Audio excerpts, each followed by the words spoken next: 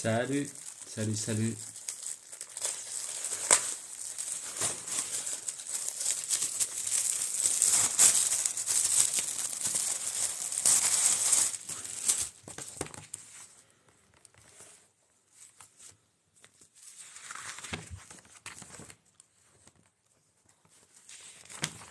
Comment ça va? J'espère que vous allez bien. Donc on parle investissement d'ailleurs pour tout type de personnes, puisque j'ai vu dans les stats de mes abonnés que que je dise pas de bêtises, que j'avais, comment dire, 80, 40% de personnes qui ont entre 18 et 25 ans, 40% entre euh, 26 et 35 ans et le reste au-delà. Salut rêveur, merci hein, pour tous tes likes. Je vois que régulièrement tu likes mes vidéos, ça fait plaisir. Salut Nick, j'espère que ça va de votre côté. Si vous avez des projets ou autres, je sais pas si vous avez vu, où est-ce que j'ai vu ça? Que potentiellement le gouvernement allait revoir tout ce qui était remise aux normes énergétiques et notamment les contraintes liées au DPE. Ils prennent conscience que potentiellement en 2025 et même avant, il y aura des problèmes. C'est pas nouveau, on le dit depuis un certain temps. Mais bon, c'est pas encore fait, hein, mais je pense qu'il va y avoir un décalage dans le temps au niveau des DPE, tout simplement parce que c'est intenable avec tout ce qui est le temps et l'inertie en fait des syndics de copropriété pour faire les travaux. Hein. À chaque fois, tu me demandes ça, Eric. C'est un mur porteur derrière toi? Oui, c'est un mur porteur. Je sais pas si on entend. Non, là on entend le placo, mais c'est un mur porteur, ouais, effectivement. Donc voilà, ça va bouger un peu au niveau des DPE et notamment au niveau des contraintes, surtout DPE. Donc ça c'est plutôt positif entre guillemets. Et salut Uriel, merci encore hein, pour tous tes likes. Je vois que tu es assez assidu par rapport aux vidéos que je fais, donc ça fait plaisir. Alors j'ai eu des cernes. J'étais malade depuis 3 4 jours, depuis le week-end. Et là, je commence à aller un peu mieux. C'est pour ça que j'ai pas trop fait de vidéos. Rêveur, tu es de super. Alors attends, tu es de super conseils et je suis tellement en phase avec ta stratégie. Bah, merci beaucoup. Hein. N'hésite pas à poser des questions si t'en as besoin ou si tu veux tout simplement un avis. Hein. Je dis pas que c'est un avis à suivre, mais en tout cas, c'est un avis que j'aurai. Et puis moi, j'aime bien réfléchir. Donc, euh, donc avec plaisir. Il serait temps, c'est du grand n'importe quoi avec ce gouvernement, oui, effectivement. Hein.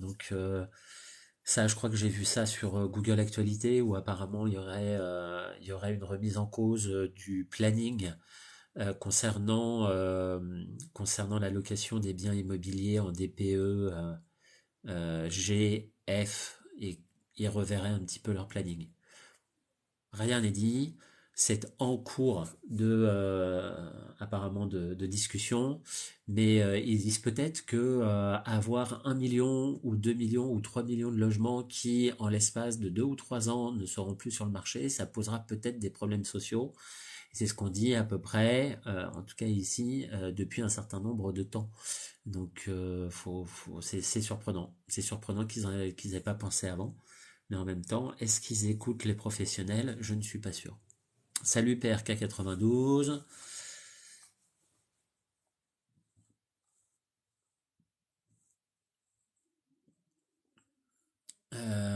Alors, salut Dimitri, penses-tu que ce n'est pas du tout la période pour acheter mon premier bien?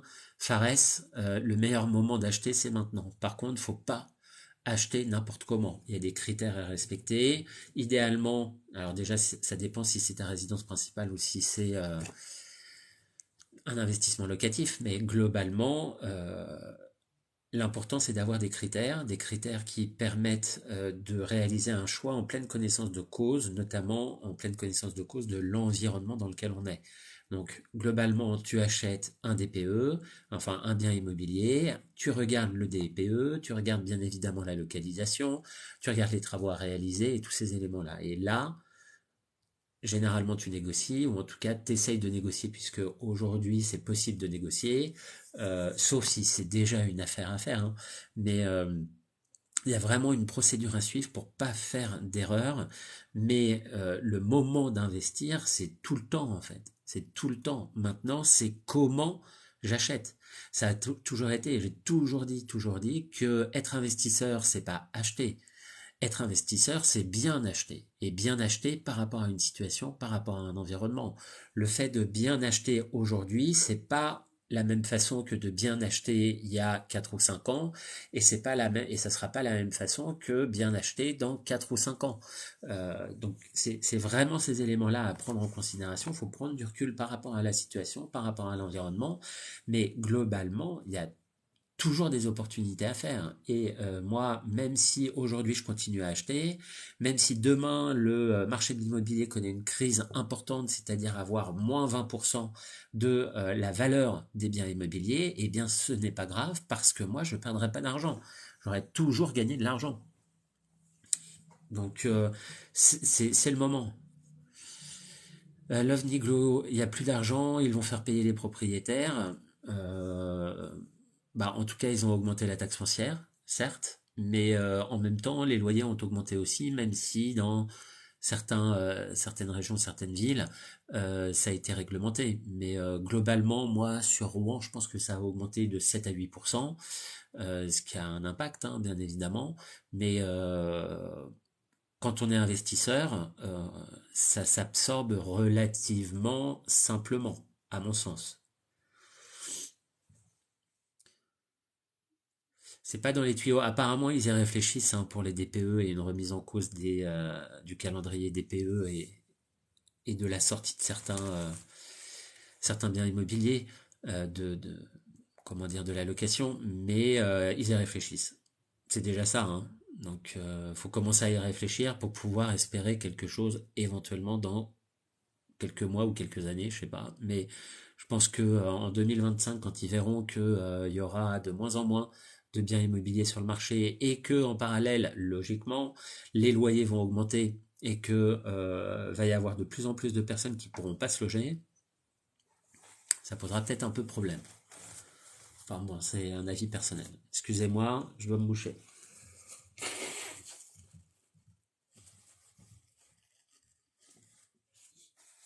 Alors, est-ce qu'une loi va sortir sur l'encadrement des commissions d'agence?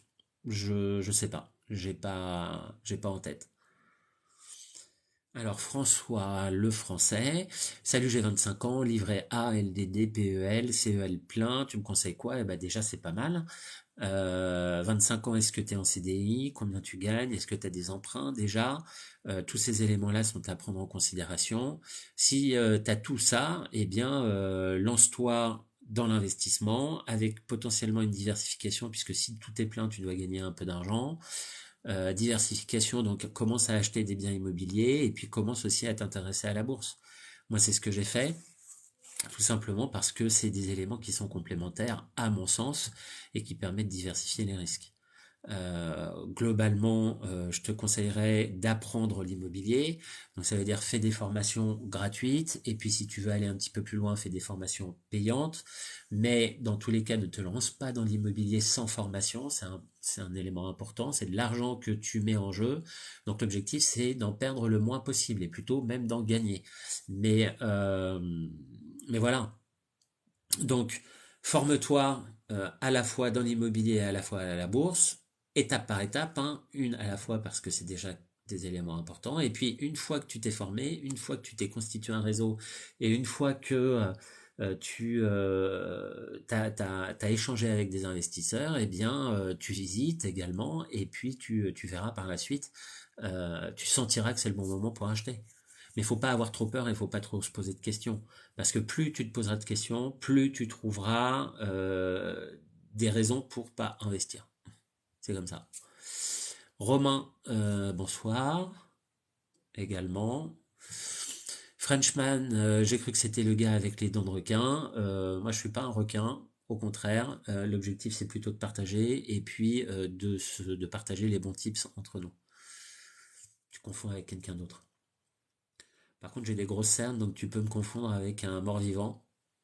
Là, ça a été, j'ai été bien malade.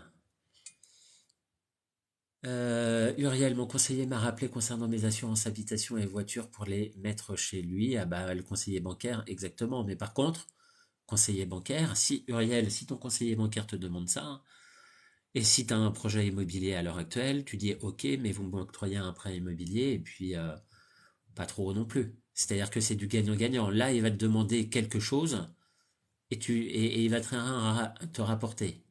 Donc fais ça, mais uniquement, éventuellement, quand tu auras besoin de lui. C'est du gagnant-gagnant. Là, ça va être du gagnant. Ça va pas être du gagnant-gagnant. Aucun intérêt. Alors, Lena, acheter, retaper et revendre, why not? Maintenant, c'est hyper technique à l'heure actuelle, sachant qu'on est plutôt sur un marché baissier. Faut vraiment, vraiment que tu anticipes bien le marché et que l'environnement dans lequel tu es est relativement stable. Parce que achat-revente, quand le marché est haussier, c'est assez facile. C'est-à-dire ce qu'on a connu maintenant depuis 10 ans, hein, depuis 2011-2012. Quand on fait de l'achat-revente sur un marché baissier, là, faut être un vrai professionnel, avis personnel. Hein.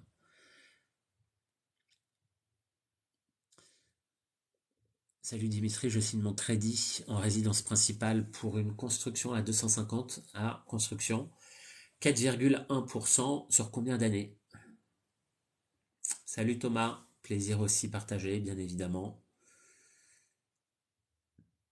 Bah, 4,1, je sais pas sur combien d'années c'est. Julien, est-ce que je te file 20 balles si t'es riche? Moi, je suis riche de dette, hein, puisque j'emprunte tout et comme tout à chacun, j'essaye de construire un patrimoine, donc n'hésite pas à faire de même.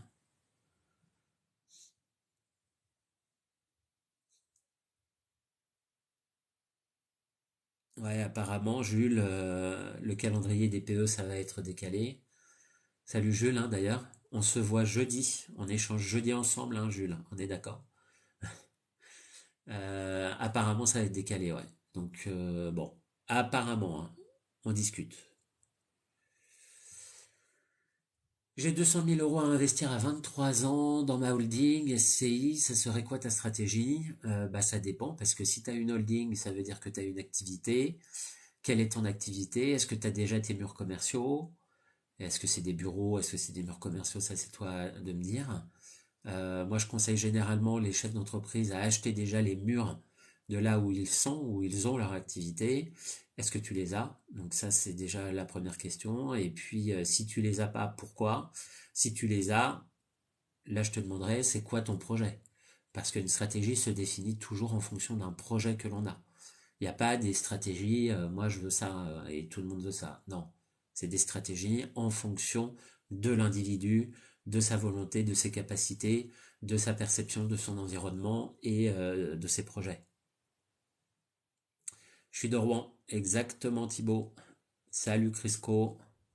Avec les taux d'intérêt actuels, augmentation de la taxe foncière, difficile d'atteindre un cash flow positif, non. Bah non, parce que tu négocies, parce que les rendements sont plus importants. Avant, on avait un rendement autour des 7-8%. Aujourd'hui, on a un rendement à 10-11%. Moi, ça me va, hein. Est-ce que j'ai des enfants, Gandhi? Je n'ai pas d'enfants. Mathieu, ça dévalue de combien un DPE-F? Ça dévalue beaucoup, hein. Enfin, moi, je trouve. Hein. Ça dévalue au moins, alors je dis peut-être des bêtises parce que j'ai pas fait une analyse, mais pour moi, ça dévalue au moins de 15 à 20%, à mon sens. À mon sens. En tout cas, moi, maintenant, j'achète pas du tout de F et de G. J'achète du E, éventuellement, mais pas de F et de G. Je sais pas ce que vous en pensez. Hein. ACM, j'ai eu l'impression de te croiser au Havre une fois. Est-ce possible? Alors, c'est possible, mais ça doit faire un certain temps parce que j'ai travaillé au Havre pendant 5 ans. Et de temps en temps, j'y vais, mais la dernière fois que j'y suis allé, c'était il y a longtemps. C'était il y a longtemps. Dams, bah de rien. Merci pour tes conseils. Merci de me suivre. Merci encore une fois, hein, merci à toutes les personnes qui, d'une part, me suivent, me like, s'abonnent à moi et puis me posent des questions. Tout simplement parce que j'apprends aussi à travers ces questionnements et ce que je sais, c'est que je ne sais pas tout. Par contre, les réflexions, on peut les avoir ensemble. Benjo 28, bonsoir Dimitri, F de 46 mètres carrés, 82 000, troisième et dernier étage, bon état, loué 540 euros, 550 charges comprises, qu'est-ce que t'en penses? Donc 82, ça doit être hors frais de notaire, je pense. Donc t'es à plutôt 88. Et t'es à... Alors moi je raisonne en charges comprises, je sais qu'il y a beaucoup de personnes qui disent ça sert à rien, mais c'est plus simple. Donc on va dire 600 euros, ça fait 7002. Un petit peu moins, 7000 sur 88, ça fait du 8% brut. C'est un peu limite.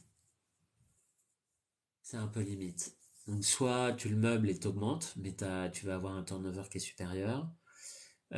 Soit tu négocies le prix, hein. De toute façon, on peut toujours négocier. Mais pour moi, à titre personnel, sur des biens comme ça, moi je vise plutôt les 9% minimum. 9% minimum. Dorian, un jeune de 19 ans. Donc Dorian, tu as 19 ans, j'ai un LEP. Ok.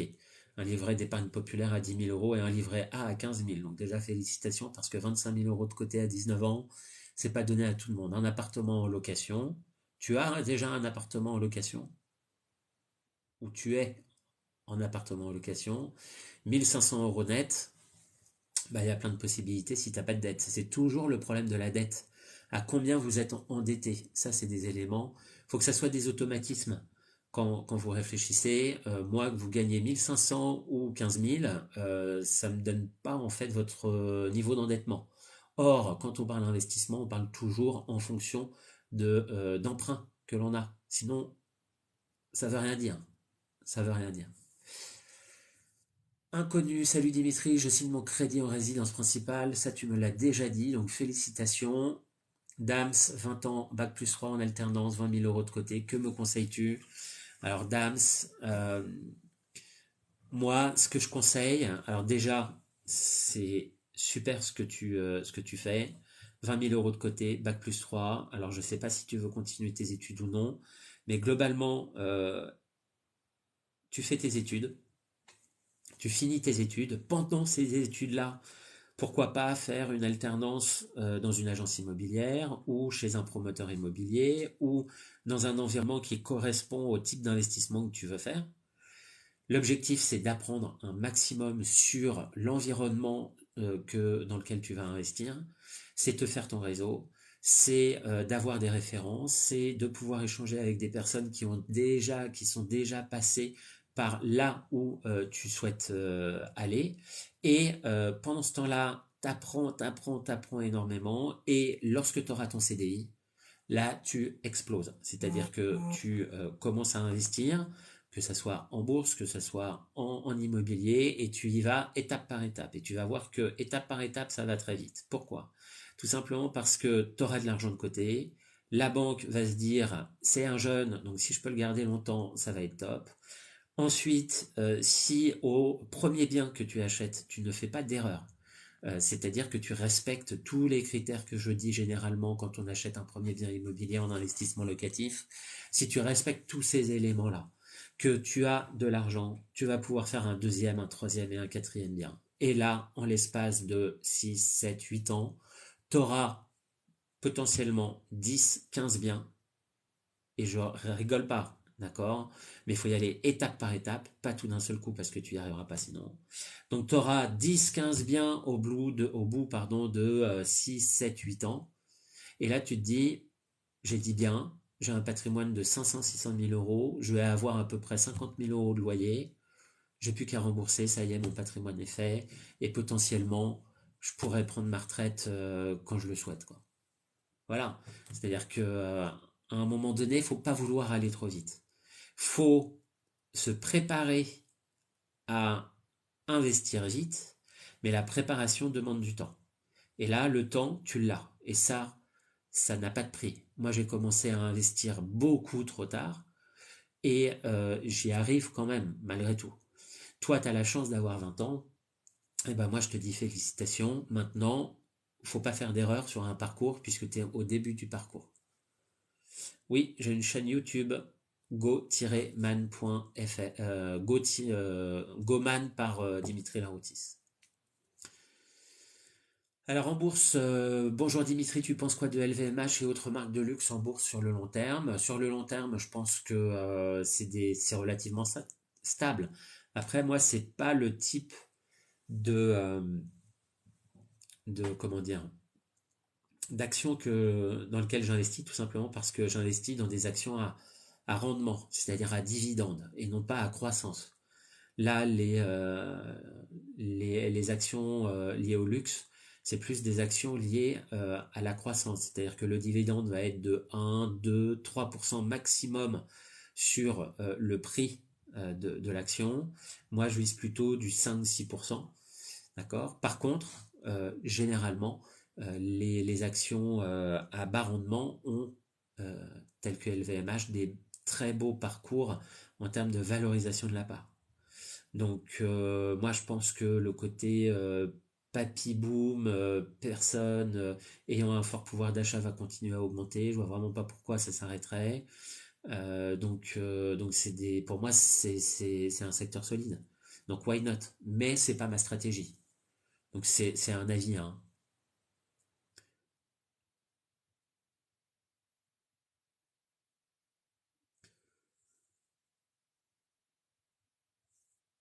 Alors Théo, avez-vous entendu parler de l'investissement avec un taux de 4,2% pendant 6 ans dans les banques? Non. Ou alors c'est tout ce qui est prêt structuré? Peut-être. Tout ce qui est, pardon, fonds structurés, mais ça me dit rien.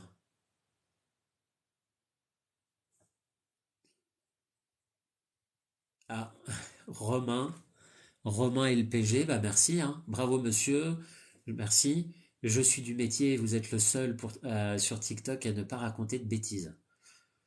Alors je dois en raconter de temps en temps, mais c'est vraiment indépendant de ma volonté et en tout cas je fais part de mon expérience. En tout cas, merci beaucoup Romain par rapport à ce retour, ça fait toujours très très plaisir. Et l'objectif, c'est vraiment de partager les expériences, le partage d'expériences. Moi, j'apprends de vous et vous apprenez un peu de moi et c'est top.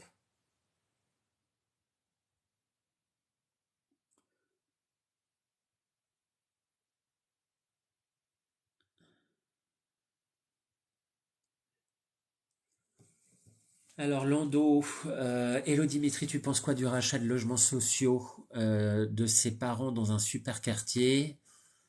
Euh, Ma question c'est est-ce que donc tes parents sont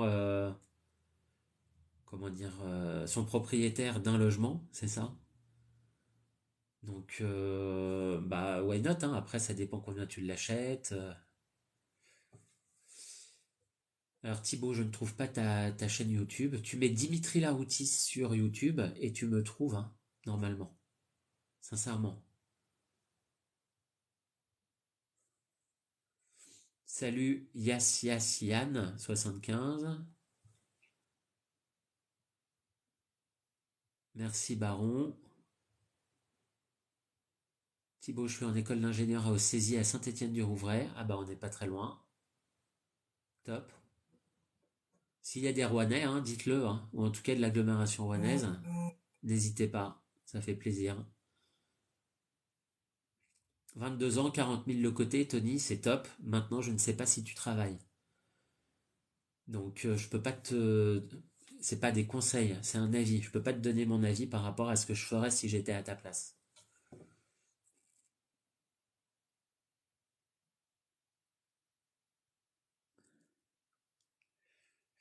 Lando, tu penses quoi du rachat du logement? Donc ça, je t'ai posé la question. Alors Uriel, que penses-tu du programme immobilier des banques? Uriel, quand tu parles de ça, c'est les programmes neufs, c'est ça? Je pense qu'il y a à peu près 10% de... Si c'est ça, si c'est ça.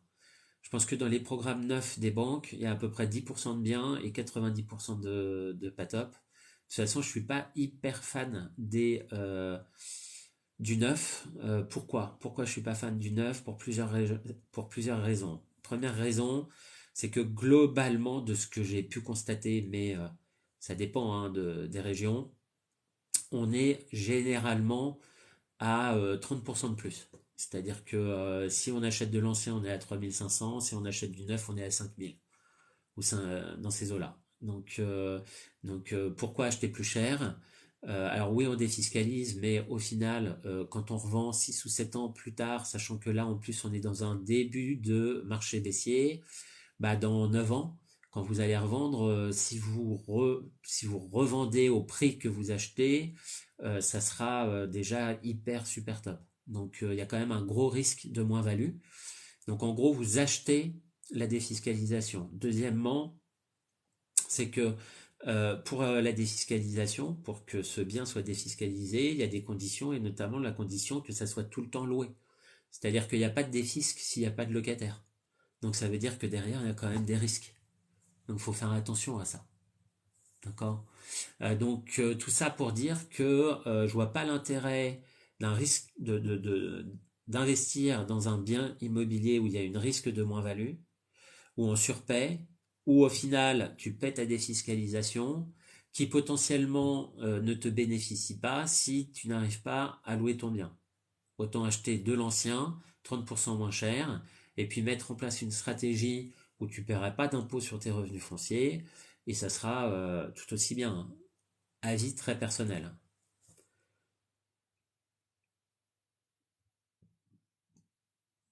Théo, un DPE-F avec 8,5% de renta sans négociation.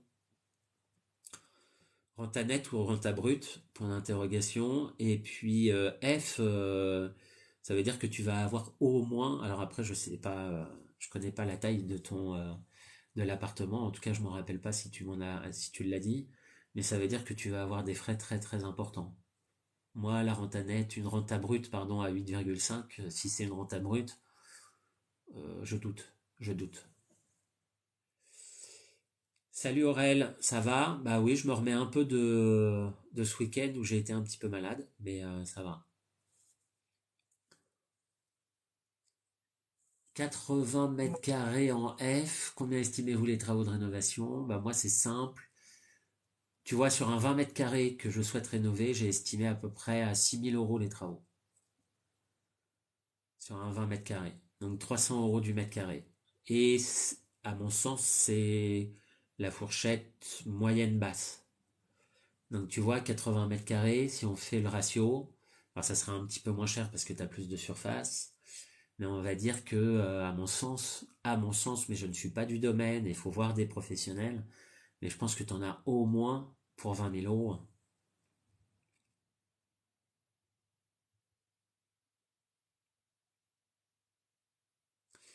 Que pensez-vous de la colocation? Bah, la colocation, c'est bien parce qu'il y a un rendement supérieur, en théorie.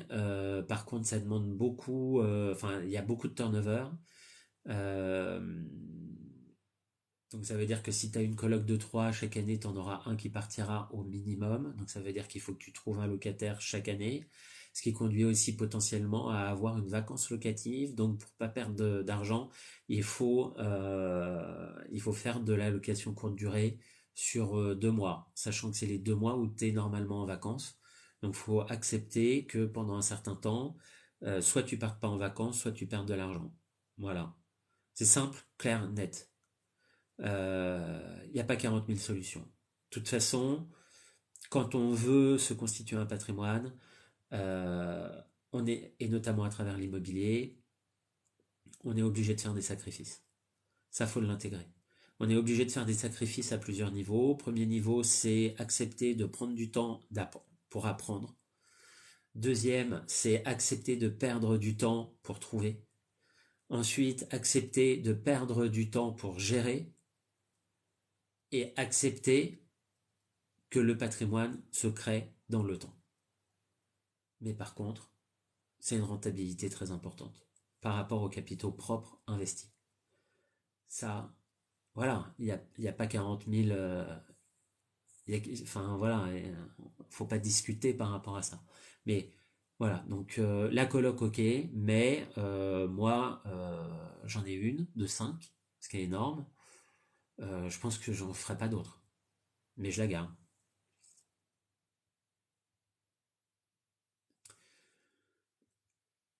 Pouki, Auvergne, j'ai 2 appartements que je ne loue pas car ça me fait payer trop d'impôts, ça m'énerve. Là, je comprends pas la logique. Si tu payes des impôts sur les revenus, ça veut dire que, par exemple, je dis n'importe quoi, tu as 1000 euros par mois de revenus. Si tu payes, allez, tu es à la tranche marginale d'imposition de 30%, tu vas payer donc 300 euros d'impôts. Je te l'accorde, c'est beaucoup, mais il t'en reste 700 quand même. Donc, je comprends pas pourquoi tu loues pas.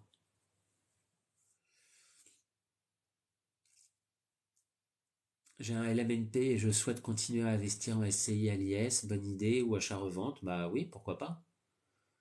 Après, ça dépend ce que tu veux faire dans ta SCI soumise à l'IS, mais c'est l'une des possibilités. Ouais, moi, c'est ce que j'ai fait. J'ai du LMNP et j'ai des sociétés soumises à l'IS. Nicolas, salut, salut, 350 000 euros, notaire inclus, un local. CL, je sais pas. Je suis fatigué, hein, donc faut être très explicite dans vos questions parce que appartement avec 200 000 euros de travaux, ok, bah c'est un beau projet.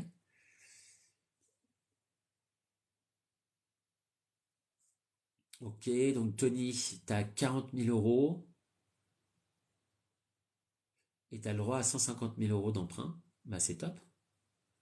Donc déjà, les 40 000, tu les places parce que c'est une épargne de sécurité. Et puis t'investis dans l'immobilier et puis tu vois venir. Moi, je ferais ça, tout simplement.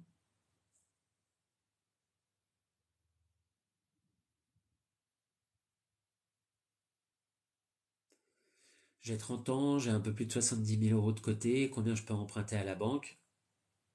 Aurel, t'as oublié le principal, c'est combien tu gagnes par mois. Tu vois. Parce que l'emprunt, c'est par rapport à tes gains. C'est pas par rapport à ce que tu as mis de côté. Oui, je suis malade. Alors j'ai eu une journée de cours aujourd'hui, 6 heures. Je reviens d'Amiens. Et en plus, le week-end, depuis ce week-end, depuis samedi, je suis malade. Donc j'ai attrapé froid, je pense. Mais là, ça va mieux. Là, ça va mieux, c'est pour te dire. Excusez-moi.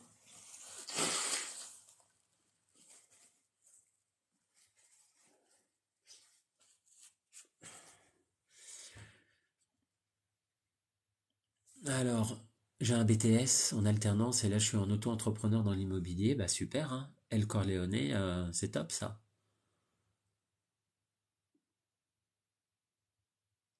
2024, crack de l'immobilier. Seuls ceux qui auront des liquidités vont faire de belles affaires.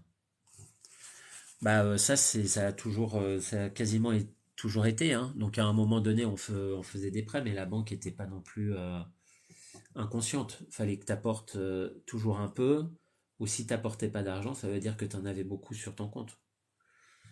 En tout cas moi ça a toujours été ça. Quand j'ai emprunté à 110% à un moment donné, c'est parce que j'avais beaucoup d'argent sur mon compte.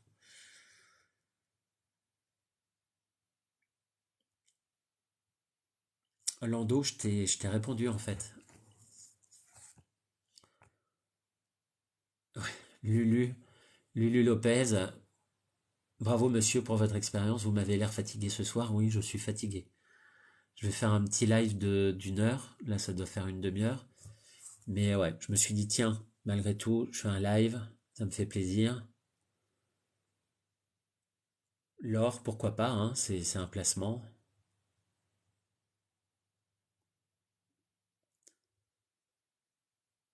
Ah, salut, salut Imo, Imo Boulier, n'hésitez pas. Tous les lundis, il fait un live. Alors souvent le lundi, je suis pris, donc c'est pour ça que je le suis pas. Sauf le soir, le after. Mais il y a toujours des intervenants de qualité. Donc n'hésitez pas à aller voir c'est 90 minutes sans filtre. J'avais fait un live une fois et de temps en temps je poste des extraits, je vais y arriver, des extraits de ce live sur la chaîne. J'ai une bestiole? Non, c'est que je suis mal coiffé.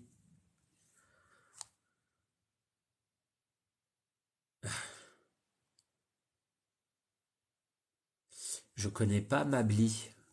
Mabli, c'est quoi, Lulu?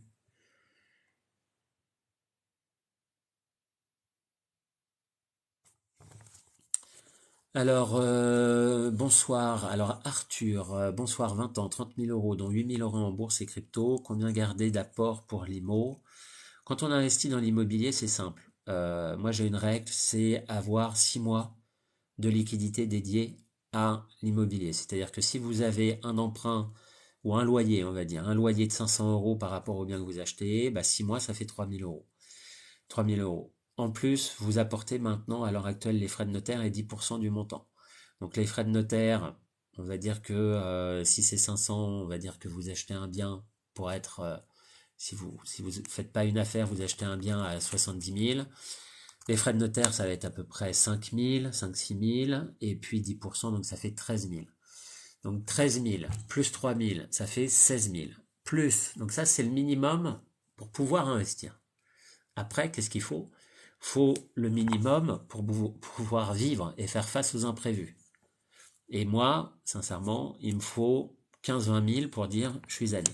Minimum, minimum. Donc ça veut dire que malheureusement, il faut à peu près 30 000 euros de liquidité pour se dire tiens, je vais commencer à investir dans l'immobilier. Et oui, parce que l'immobilier, il y a toujours des imprévus et il faut de l'argent. Il faut de l'argent, un peu. Oh là, Immobilier qui m'envoie une rose. Bah merci.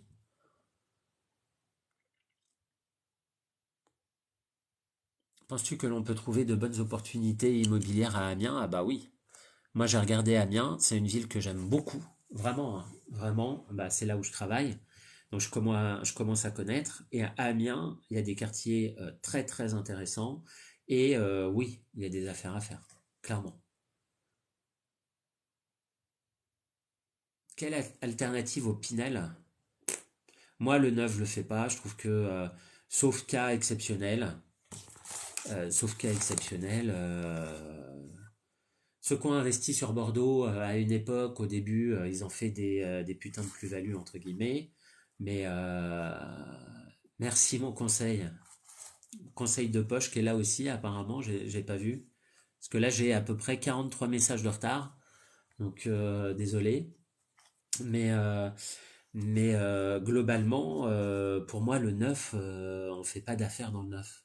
En fait, je suis désolé de dire ça, mais pour moi, le neuf, c'est pas un investissement, c'est un placement financier, quoi. Le neuf, très rares sont les personnes qui ont fait des plus-values. La rentabilité est pas top. La fiscalité, tu te l'achètes. C'est quoi l'intérêt, quoi? C'est quoi l'intérêt? Pseudonyme, tu enlèves jamais ton bracelet Hellfest. Merci pour ces vidéos, c'est intéressant.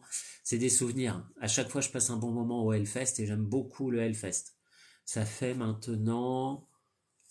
Le premier Hellfest que j'ai fait, c'était en 2013. Donc, j'ai fait 10, 11 Hellfest. Et moi, j'adore.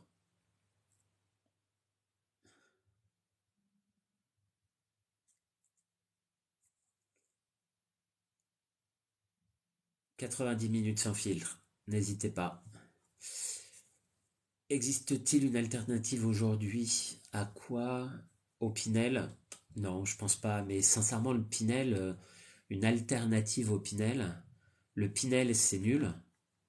Donc une alternative à quelque chose qui est pas bien en termes d'investissement, hein, j'en parle, j'entends. Il y a pas, faut pas chercher, hein. Pour toi, c'est la bonne période pour acheter un appartement. La période, c'est le moment où on le décide et où on se sent prêt. Ça, c'est important. C'est-à-dire que globalement, moi, la période où je me suis décidé d'investir, bah, c'était la bonne période parce qu'avant, j'étais pas prêt et qu'il a fallu une conjonction de facteurs pour que je me sente prêt. Mais si on se pose toujours la question, est-ce la bonne période? Il y aura toujours des personnes qui te diront non. c'est pas la bonne période et il y aura toujours des personnes qui te diront oui. Alors généralement, ceux qui te disent oui, c'est ceux qui sont minoritaires, mais c'est ceux qui agissent et c'est ceux qui se constituent un patrimoine. Pourquoi je vous dis ça? C'est tout simplement parce que même quand les prix sont hauts, exemple, j'achète un appartement, d'accord? Les prix sont hauts, ok. Mais en l'espace d'un an, j'ai remboursé 5% de l'appartement. Globalement, c'est ça, hein, pour faire simple. J'ai remboursé 5%. Ça veut dire que le marché est haussier pendant 3 ans. Donc déjà, j'ai acheté haut, mais mon prix de mon bien immobilier augmente. Hein, donc il augmente. Et en plus, j'ai remboursé. Donc même quand on est dans une période haussière, c'est bon. Et quand on est dans une période baissière, bah, on négocie le prêt, on négocie le bien, on rembourse dans tous les cas. Donc ça pose pas de problème puisqu'on rembourse 5%. Donc même si le marché baisse de 5% par an, ce qui est énorme, en moyenne sur 3 ans, t'as pas perdu d'argent puisque c'est pas toi qui as payé. Par contre, tu as un patrimoine. Tu as déjà mis une option sur un bien immobilier. Donc à un moment donné, à quel moment faut pas investir? Puisque dans tous les cas, tu es gagnant. Moi, je ne comprends pas. Par contre, tu es gagnant uniquement si tu achètes bien. Au début, c'est le premier bien immobilier qui est important. C'est bien acheter sa première acquisition. On soit là pour, alors, Best Vidéo Bro. Vous avez parfois des pseudos. En soi, pour la gestion, on ne peut pas la laisser à une agence. Bah, moi, je la laisse à des agences. Après, agences que je surveille, bien évidemment, parce que bah, ils n'ont pas que moi à gérer. Mais moi, je délègue, hein. Je fais gérer, hein. Pierre 115, bonsoir Dimitri, tu fais tous tes investissements en nom propre ou bien via des SCI? Moi, j'ai les deux. Tout ce qui est meublé, je le fais en nom propre. Je suis en LMNP, loueur meublé non professionnel, avec une option au réel, sachant qu'il y a une option forfaitaire qui est possible, très peu intéressante quand on achète avec un emprunt.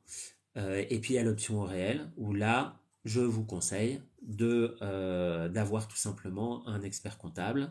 Ici, expert comptable que je vous conseille, c'est Conseil de Poche, qui est ici et qui fait régulièrement des lives, par exemple. Je fais un petit peu de pub. Et voilà, et nos problèmes. Hein.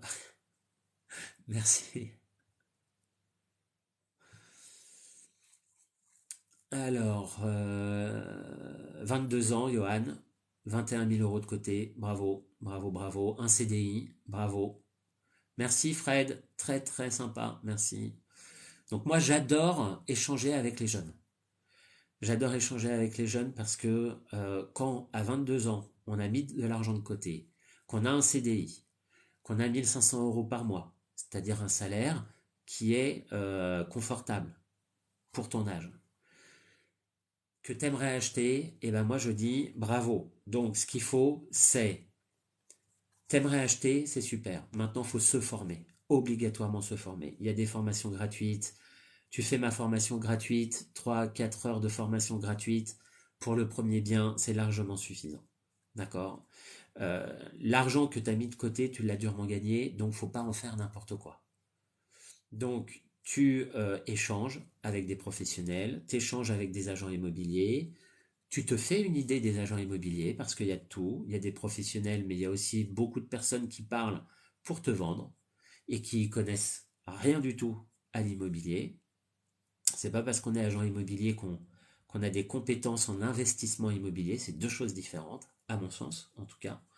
Et tu te formes. Tu mets un an à te former, tu te construis ton expérience, Johan, tu prends le temps, 22 ans, tu as le temps. Moi, j'ai commencé à 39 ans, vraiment à investir. Donc, je peux te dire qu'à 22 ans, tu as le temps. N'hésite pas à prendre le temps. Tu prends le temps d'aller vite. Moi, j'aime bien cette formule, c'est-à-dire que à un moment donné, tu laisses les autres faire en disant moi j'investis, mais ils font des erreurs. Toi, tu vas prendre le temps d'apprendre. Et une fois que tu auras appris, tu investiras et tu investiras 2 fois plus rapidement qu'eux. Et par contre, tu auras 2 fois plus d'opportunités d'investir parce que tu n'auras pas fait n'importe quoi. Alors là, j'ai parlé, j'ai 50 messages en retard. Alors, baisse vidéo, je compte investir au Maroc, plus attractif sans faire de crédit. Bah, pourquoi pas? Je connais pas le Maroc, mais je sais que au niveau réglementaire, ah, j'étais pas en ligne, c'est bizarre. Je sais qu'au niveau réglementaire au Maroc, faut être sûr de l'achat du foncier, quoi, hein. Parce que j'ai un ami marocain qui voulait, et puis c'était un peu compliqué comme quand même. Alors, nomade, quelle fiscalité choisir pour le statut de LMNP? Tout dépend de l'investissement que tu réalises. Si c'est un investissement où tu apportes cash, moi je vais te dire, tu prends l'option, potentiellement. Et encore, remarque, moi je te dirais, prends l'option au réel, tu fais appel à un expert comptable qui te fait les bilans, qui te dit quoi mettre dans quelle case, et puis tu t'amortis ton bien, tu fais des travaux, tu les intègres, et c'est top. Et pendant 15-20 ans, tu ne paieras pas d'impôt sur tes revenus fonciers liés au LMNP. En tout cas, moi, j'en vais pas. Voilà. Et comme expert comptable, tu as mon conseil de poche qui est ici. Ah, Patrick Dudu, tu es prof de quoi? Alors moi, je suis directeur scientifique de l'ESC Amiens et je suis prof, enseignant-chercheur en ce moment plutôt en web marketing. En tout cas, ma spécialité, là où j'investis. Là où comment dire, je publie beaucoup, c'est en web marketing. Mais je publie aussi en ressources humaines. Et puis là, je fais une thèse en pilotage de la performance commerciale. Merci beaucoup, mon conseil de poche. As-tu des colocations, Benjamin? J'ai une colocation de 5 personnes.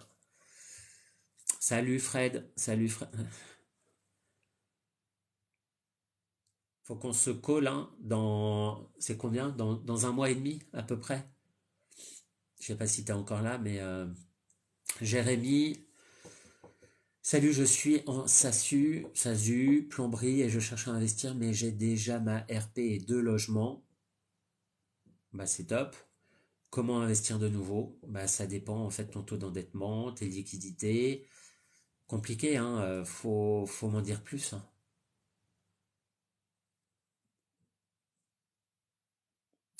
Ouais, frais de notaire, 5 600 € pour 63 000 €. Ouais, c'est à peu près ça, hein.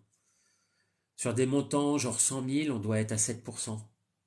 Donc sur des montants à 60 000, on doit être à 7,5-8%, hein.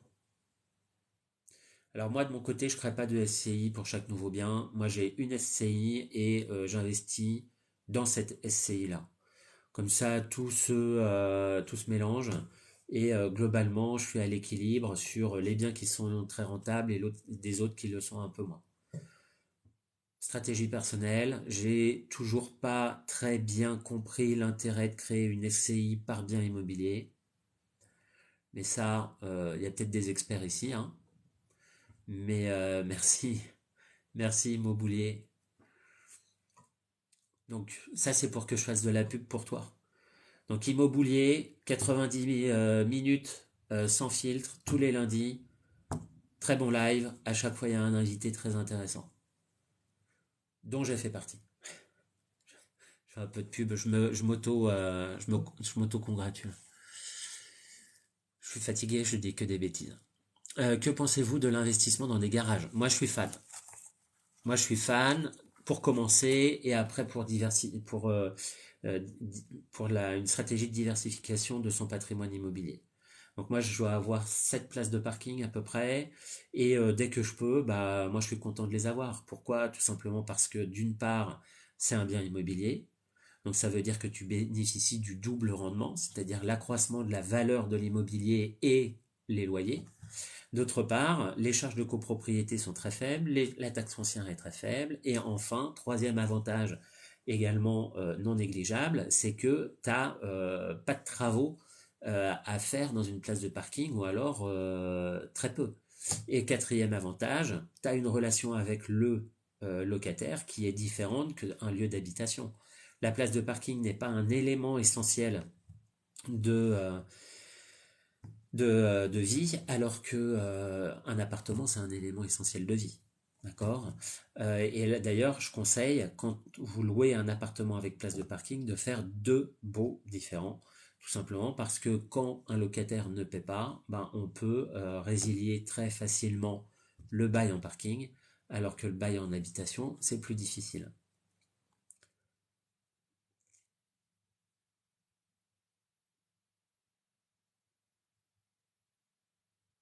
Zone frontalière de la Suisse, bah why not? Après, je connais pas, hein. C'est vous les experts, hein. Alors, je vais avancer un peu parce que Quentin, 88 BD, quels sont les avantages de louer en meublé? Il y en a deux principaux. C'est une augmentation de la rentabilité, bien évidemment. À titre d'exemple, un bien que je loue à peu près en nu, 410, 420 euros. Je le loue 480, 490 en meublé. Donc ça booste un peu la rentabilité. Et puis, deuxième avantage, c'est la fiscalité quand on est au réel, puisqu'on amortit le bien.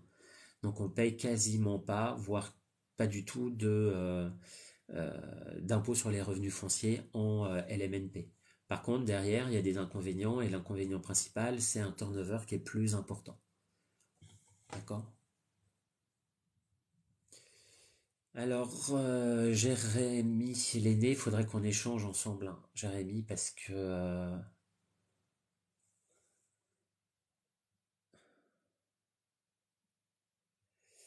elle commence à être rentable. Deuxième bilan fin du mois. Salut, Jonathan.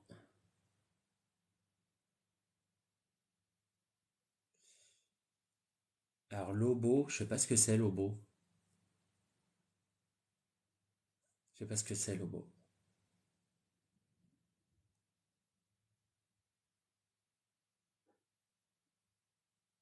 Salut, Med.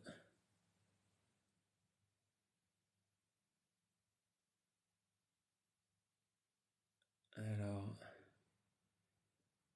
ah, apparemment, vous vous connaissez avec Jonathan. Ah, félicitations, Quentin. Kant 88 BD. J'ai signé mon premier compromis de vente vendredi. Je me lance enfin. Félicitations. Ça veut dire que c'est possible toujours d'emprunter. Je croise les doigts par rapport à mon acquisition de mon côté. Mais bah, bravo, bravo, bravo. Dis-nous les caractéristiques de ton bien. Merci pour tous les cadeaux. Non, non, c'est top. On fera un live si tu veux, Jonathan, pour que tu nous expliques un peu ton parcours, hein, pour l'acquisition de ton premier bien immobilier.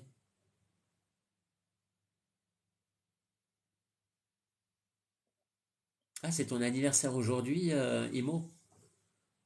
Bah, joyeux anniversaire, joyeux anniversaire. Bravo.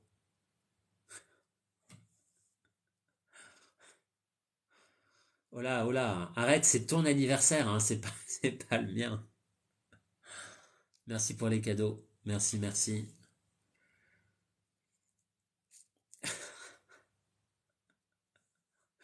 Et moi, je chante toute la soirée, hein, si tu veux. Je continue, hein. Tu prends quel âge? 35, à peine, je suis sûr. T'es à 32, non? 32 ans? Je sais plus. Moi, je me vois pas vieillir, donc en fait, ah, TikTok. C'est 32 ou... Non, 32 ans. Enfin, si ça se tombe, je dis des bêtises. Célia, est-ce qu'un expert comptable, c'est obligatoire quand on en prend un ou sans en passer? Expert comptable, est-ce que c'est obligatoire? Je crois que c'est pas obligatoire, mais très fortement recommandé. En tout cas, moi, je préfère prendre un expert comptable qui coûte... alors moi, il est pas cher, il est autour des 500 euros. Et je suis à peu près sûr que c'est carré. Donc moi, je vous conseille de prendre un expert comptable parce que 500 euros au final, par rapport à ce que ça peut vous éviter comme bêtise et comme problème, bah, c'est pas cher. Moi, j'aime pas les problèmes. Parce que plus on achète de biens immobiliers, plus potentiellement on a des problèmes. Et déjà, gérer le quotidien, c'est compliqué. Alors en plus, gérer des problèmes qu'on s'est créés, de mon côté, je préfère les éviter. J'ai pas obligatoirement beaucoup de chance. Donc quand je peux, j'évite les problèmes. Repost TV, salut en couple, 20 ans, je gagne entre 2500 et 3000 € net par mois et ma copine est alternante. Est-ce que je peux investir à deux? Bah oui, tu peux investir à deux, je pense, mais ça sera, je pense, après je suis pas banquier, mais que ça sera en fonction de toi uniquement parlant. Ah, salut Blue Bull. Ouais, c'est 10-15% en plus en meublé, ça dépend, ouais. Moi, généralement, je dis que c'est autour des 70 € de plus. Après, ça dépend bien évidemment de la taille, mais pour un studio à Rouen, c'est autour des 50 à 80 € de plus. Et plus la taille augmente, bien évidemment, plus c'est important. Salut Blue Bull, je viens d'arriver. Conseil d'investissement pour jeunes de 21 ans, revenu de 1400. Conseil d'investissement, en fait, ça dépend du profil que tu as. Le premier conseil, c'est de mettre de l'argent de côté. Sans argent, ça sera difficile. Donc l'objectif, c'est vraiment de mettre de l'argent de côté. La coloc, pour moi, Benjamin, c'est moi qui la gère. À OBO, se racheter un bien à soi-même. D'accord, merci pour la traduction immobilier. Et si tu vends des parts de la SCA à la place de l'immeuble, tu n'as pas les frais de notaire. Ouais, ça c'est un argument, c'est pas mal. Et puis c'est faiblement taxé, hein. Je crois que c'est 4,8% de mémoire, mais je dis peut-être des bêtises. Alors, salut Dimitri. Est-ce mieux d'acheter un T2 plutôt qu'un studio dans une petite ville, Évreux? Moi, je te dirais plutôt un T2, mais c'est un avis très personnel.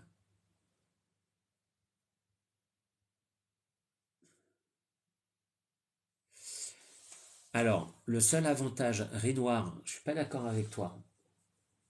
Le seul avantage, tu dis, de l'immobilier, c'est de se constituer un capital. En vivre, c'est une horreur. Bah, si ça te permet de te constituer un capital, c'est que tu peux en vivre. Ou alors, se constituer un capital à travers l'immobilier, c'est aussi une horreur. Ah oui, j'ai chanté.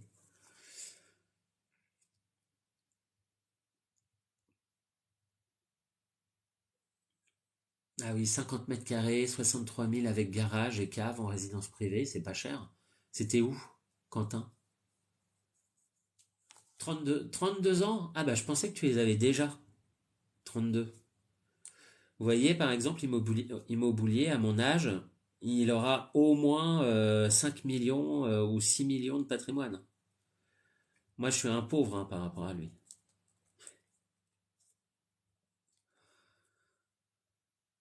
Moi, à 32 ans, ça faisait 2 ans que je bossais. J'avais pas grand-chose, hein. 32 ans, j'avais quoi à 32? Que je vous dise pas de bêtises. Que je vous dise pas de bêtises, bah, j'avais mon appartement, ma résidence principale, donc un 38 mètres carrés, un grand studio de 38 mètres carrés en plein centre-ville. J'avais mon job, et puis je devais avoir 50 000 € de côté. Voilà, à 32 ans.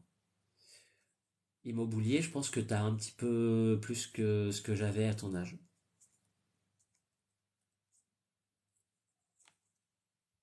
Donc félicitations à toi. Très très beau parcours. Oui, tu as raison, hein, Jonathan.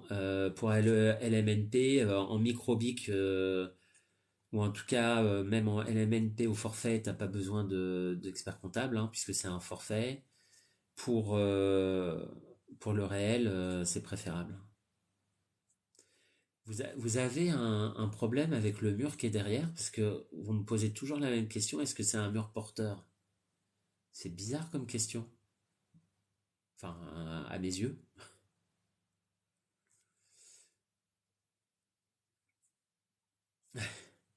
Donc mon conseil de poche qui dit aucune obligation d'avoir un expert comptable, mais c'est comme faire son électricité tout seul. Si ça prend feu, bon courage, bonne chance.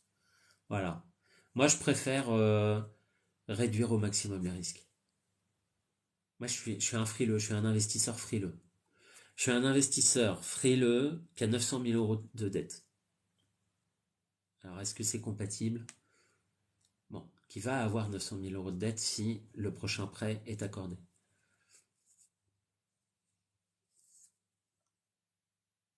Salut Jules, re-salut Jules.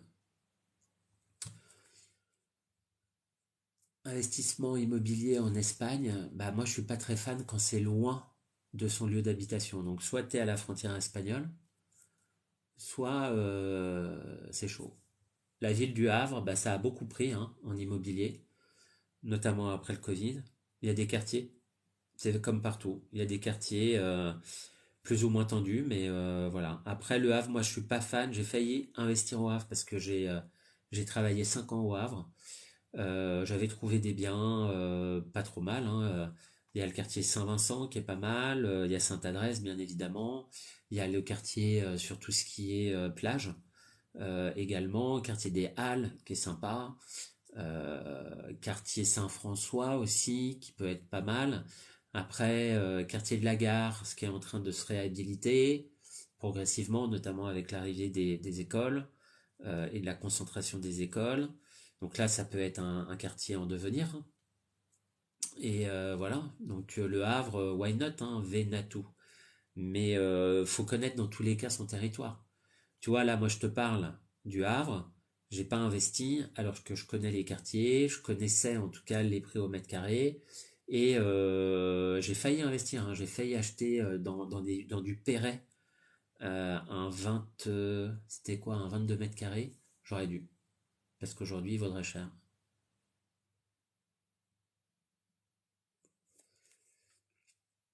Moi, à 32 ans, j'ai quasi rien. Bah, t'as tes diplômes déjà, mon conseil de poche, et on en reparle dans 5 ou 6 ans. Je pense que tu auras aussi un patrimoine professionnel.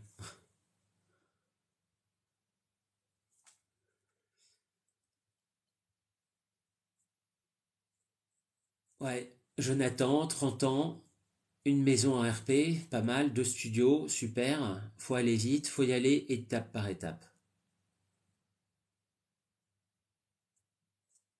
Adrien, pour le mur porteur, c'est une référence. J'ai pas compris. Je suis fatigué, hein. Moi, faut tout m'expliquer hein, ce soir. Je suis complètement à l'ouest, hein. Mais c'est pas grave. Vous êtes tolérant, donc je peux être à côté de la plaque. Mon conseil de poche, alors tu as ta santé, tes parents, ta femme, ton travail. C'était, on l'a vu souvent, hein, mais la vidéo où il y avait une journaliste qui disait à Grand Corps, c'est Grand Corps Malade, hein, je crois, où on lui disait c'est quoi d'être riche pour vous? Et il disait c'est d'avoir une femme et des enfants. Bah moi je suis pauvre. Arthur, mieux vaut-il rester locataire lorsque l'on investit en immobilier ou d'abord avoir sa RP? Pour moi, mais il y a plusieurs écoles, Arthur, euh, tout dépend de ce que veut ta banque. Tu réponds à ta banque, tu réponds à celui qui finance ton projet, tout simplement. Donc pourquoi? Pourquoi je te dis ça? Tout simplement parce qu'il y a des banques qui vont dire il faut absolument la RP, ou il y a des conseillers bancaires qui disent il faut absolument la RP. Donc s'ils disent il faut absolument la RP avant, t'achètes une RP, tu t'endettes à 25%, tu as un peu de marge de manœuvre pour acheter un deuxième bien, et voilà. Par contre, il y en a d'autres, conseillers bancaires ou banques, qui disent il n'y a pas besoin d'avoir sa RP. Bah, il n'y a pas besoin d'avoir sa RP. Tu fais en fonction de ce que fait ton financeur. Faut pas oublier que le banquier, c'est ton meilleur ami. Le banquier, c'est ton principal conseiller. Le banquier, c'est celui qui va te dire oui, vous pouvez réaliser votre projet, votre rêve ou non. Donc le banquier, il a raison. Moi, je pars de ce principe-là. Donc je fais tout et je mets tout en œuvre pour répondre aux exigences du banquier. Point.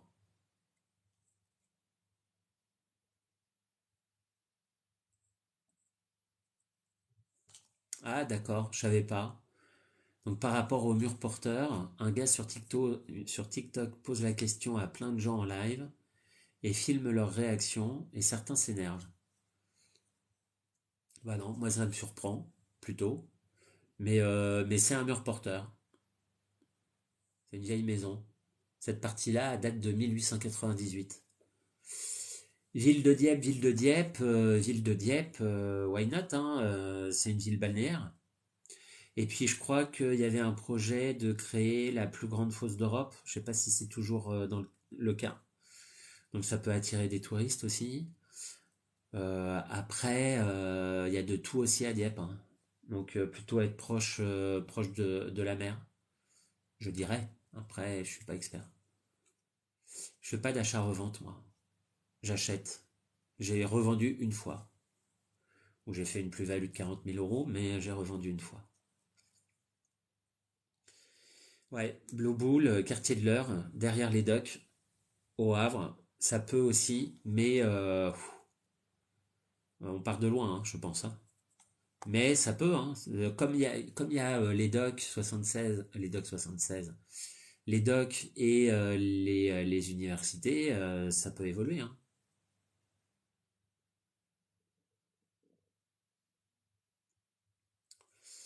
Que penses-tu du Vallon Suisse sur Rouen? Beaucoup de biens en vente là-bas.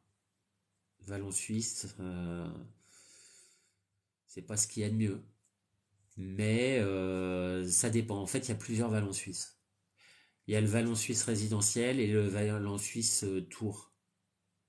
Mais c'est pas très cher. Donc, why not? Mais moi, je suis pas fan, hein. Je suis pas fan. L'UE approuvé. Quel est le but de partager tes connaissances en immobilier? Alors moi, je te dirais, pourquoi ne pas partager mes connaissances, sachant que moi, le fait de partager mes connaissances, déjà, ça m'a permis de rencontrer des personnes intéressantes qui m'ont appris des choses, sur qui je peux compter. J'ai rencontré des abonnés qui ont des parcours exceptionnels. J'ai rencontré un chef d'entreprise qui m'a payé le resto déjà, mais qui m'a aussi fait part de son parcours, de ses, de son aventure professionnelle où avec sa sœur il a repris l'entreprise de 1200 salariés qu'avaient créé ses parents. J'ai rencontré des personnes intéressantes et puis à un moment donné, c'est comme si tu me disais quel est l'intérêt d'être bienveillant. Bah, à un moment donné, c'est être humain, non? D'être bienveillant, à la base. En tout cas, moi, je pense ça. Euh, L'objectif, c'est de réaliser ses projets. Mais alors, j'aime pas obligatoirement Idriss Aberkan, parce que je trouve il se fait trop médiatiser, mais j'ai retenu l'une de ses citations qui disait que quand on donne 20 euros à quelqu'un, on s'appauvrit de 20 euros. Quand on donne des connaissances, on s'enrichit également. On perd rien et on peut s'enrichir de la connaissance de l'autre. Et l'autre n'a rien perdu. Donc en partageant mes connaissances, je ne perds rien. On est d'accord. Et par contre, vous me faites réfléchir, vous me faites avancer. Maintenant, je sais utiliser à peu près TikTok, malgré mon vieil âge, puisque je suis au-dessus de la moyenne sur TikTok. Donc j'apprends. Moi, je suis un grand curieux. Donc voilà. Bon, je vais arrêter dans ce monologue, mais d'accord, ouais. Mon conseil de poche, mur porteur, c'est une blague, comme quoi je suis vraiment décalé. Je savais pas. Parce que c'est pas la première fois. Je me disais, mais pourquoi il me pose la question de mur porteur? Je comprends rien. Et puis comme on est quand même sur un live en lien avec l'immobilier, je me suis dit, mais pourquoi? C'est quoi le lien? Mais c'est pas grave.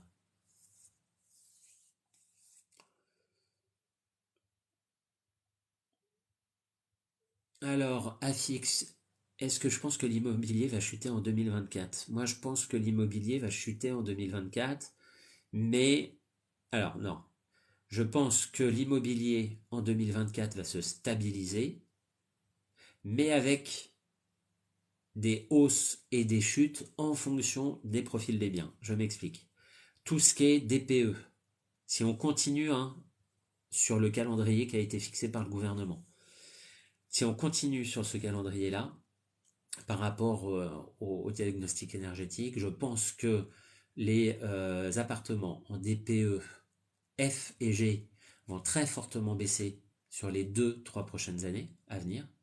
Par contre, je pense que tout ce qui est E et surtout au-delà, c'est-à-dire D, vont augmenter.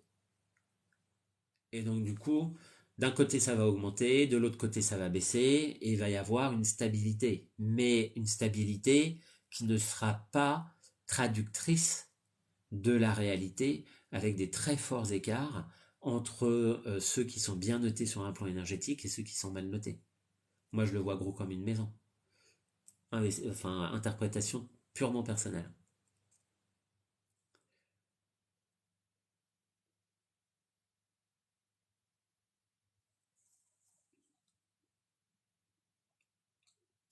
Alors pourquoi certaines banques veulent la RP avant le locatif? C'est bête.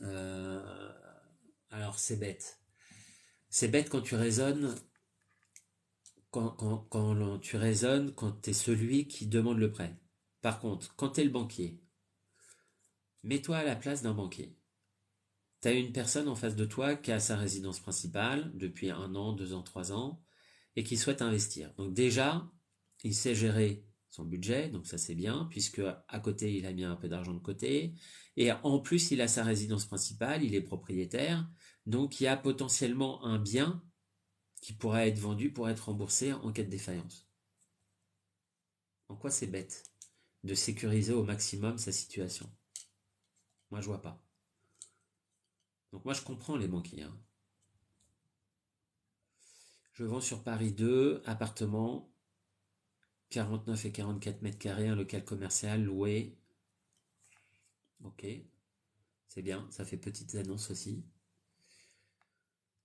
Ah bah Célia, félicitations, nouveau projet, je signe la semaine prochaine un futur Airbnb, 20 000 euros de travaux, bah bon courage. Mais c'est bien, Célia, félicitations. Je suis d'origine grecque, pas du tout.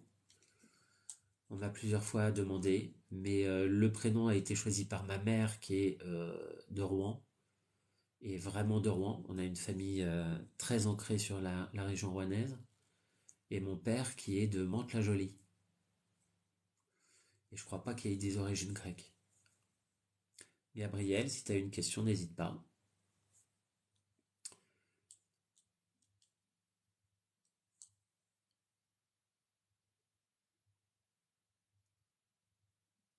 Hop.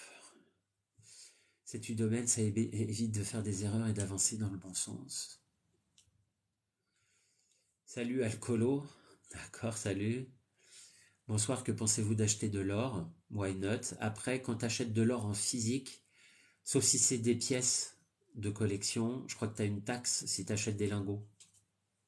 Alors des lingots, t'es pas obligé d'acheter un lingot à 1 kilo, hein. Mais quand tu achètes des lingots et que tu les détiens chez toi, de mémoire, mais je dis peut-être des bêtises, je crois qu'il y a une taxe de détention de l'or.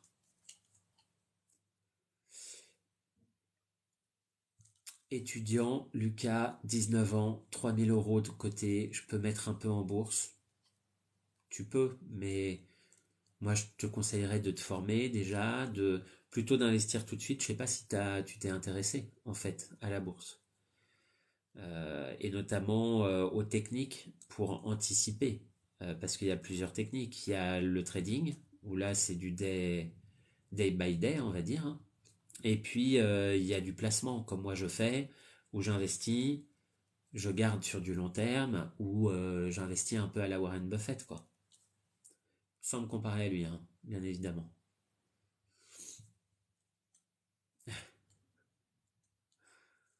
Si je pouvais comprendre les blagues des réseaux sociaux, ça serait génial, oui. En tout cas, toutes les blagues, ça serait génial. Moi, je comprends pas tout, mais je les accepte aussi. Voilà, Uriel, avoir sa résidence principale, c'est une sécurité pour la banque. Tout simplement. et moi, je prête de l'argent à quelqu'un, bah, j'ai envie d'avoir le maximum de sécurité pour moi, ce qui me semble logique. Alors l'eau, que pensez-vous des financements SCPI à crédit en remplacement d'un investissement locatif dans la pierre malgré la hausse des taux d'intérêt? Alors, je ne sais pas si tu as vu l'eau que aujourd'hui les SCPI, et ça j'en avais parlé il y a 2 ans, sont en train de baisser. Alors, c'est à la fois une bonne et une mauvaise nouvelle. Mauvaise nouvelle, tout simplement parce qu'il y a des fortes incertitudes par rapport au SCPI et que du coup, c'est un, euh, c'est un placement hyper technique. Euh, et donc, il faut des indicateurs. D'ailleurs, j'ai fait une mini formation sur les SCPI qui sont disponibles sur TikTok dans les séries, à titre d'information, pour avoir les bases. Donc ça, c'est comment dire. Donc il y a une bonne et une mauvaise nouvelle, c'est que d'une part, c'est un investissement maintenant hyper technique qui conduit donc à faire une analyse approfondie, notamment des bilans et des patrimoines des SCPI. Après, c'est pas mal, tout simplement parce que la rentabilité va augmenter et qu'elle était très basse. Moi, les premières SCPI que j'ai achetées, c'était en 2010. J'étais à 5,6%. Quand je les ai vendus en 2020, on était à 4%. De 5,6, je suis passé à 4. Ça veut dire que le rendement était, a baissé pardon, de 30% dans l'espace de 10 ans. Super les SCPI. Il faut faire attention.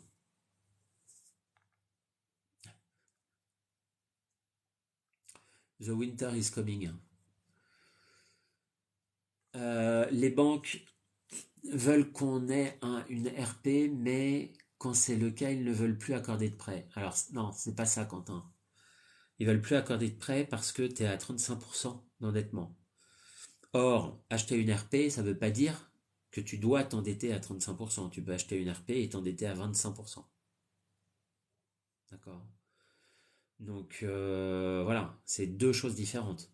Et moi, je conseille généralement, mais c'est un avis encore une fois personnel, c'est d'acheter sa résidence principale, être endetté à 20-25%. Moi, c'est ce que j'ai fait à l'époque, où j'avais acheté ma résidence principale, je gagnais 2 300 € net avant impôt. Donc après, il y avait encore les impôts à payer, mais j'étais à 2 300 € et je payais 500 € de remboursement d'emprunt. Donc j'étais à 25%, on va dire, pour faire simple, un peu moins. Ce qui m'a permis après d'emprunter. Why not? Il y a pas de problème, il y a toujours des solutions et des contraintes à respecter. Maintenant, il faut accepter de respecter les contraintes. C'est tout, hein. En étant jeune, le meilleur investissement, c'est la formation. Je suis tout à fait d'accord avec toi. Il ne faut pas être trop pressé pour investir son argent. Faut apprendre, faut se faire son idée par soi-même, faut échanger avec des professionnels ou des experts ou des personnes qui ont le parcours que vous souhaitez. Ça, c'est essentiel, à mon sens. Moi, j'ai beaucoup appris grâce à un ami qui s'appelle Gilles, qui a une trentaine d'appartements sur Louviers, notamment, et où tous les week-ends, je l'embêtais, on se faisait un restaurant, un resto-ciné, je l'embêtais tous les week-ends, et je lui parlais immobilier, investissement, et c'est grâce à lui aussi que je me suis lancé, et je lui serai éternellement reconnaissant. Idem pour mon banquier aujourd'hui, qui n'est plus mon banquier malheureusement, ou au Crédit Agricole, j'ai échangé, c'est une banque qui m'a suivi pendant 10 ans, où le banquier m'a expliqué énormément de choses parce que je lui posais des questions, hein. C'est-à-dire qu'à un moment donné, les gens ils vont pas vous dire des choses naturellement. Il faut aussi avoir le courage de poser les questions aux personnes compétentes. Essentiel, essentiel. Parce que si vous ne posez pas de questions, bah vous allez rester dans votre coin et puis ça sera 10 fois plus difficile. C'est grâce aux autres qu'on avance le plus, hein. MSI 78, les investissements immobiliers à l'étranger, c'est une bonne idée quand on est jeune ou pas. À titre personnel, je considère que les investissements à l'étranger, ce n'est pas un bon investissement. Les seuls investissements que j'ai réalisés, c'était même pas à l'étranger, c'était à 900 km de Rouen, mais trop loin, j'ai perdu de l'argent. Et moi, je trouve, à titre personnel, que les influenceurs qui incitent à investir à l'étranger, que ça soit en Thaïlande, alors à un moment donné, c'était à Budapest.